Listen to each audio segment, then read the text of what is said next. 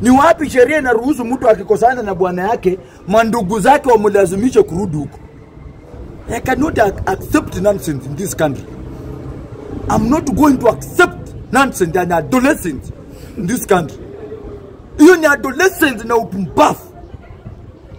Lazima hao Masai wapigwe, washikwe, wawekwe ndani, wafunguliwe mashtaka na hiyo ni treason. That is a treason.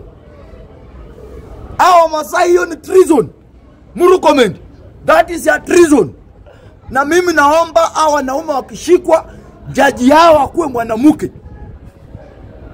Jaji yao akuwe mwanamke akabiliane na hao matreason. That is a treason. Hiyo ni treason.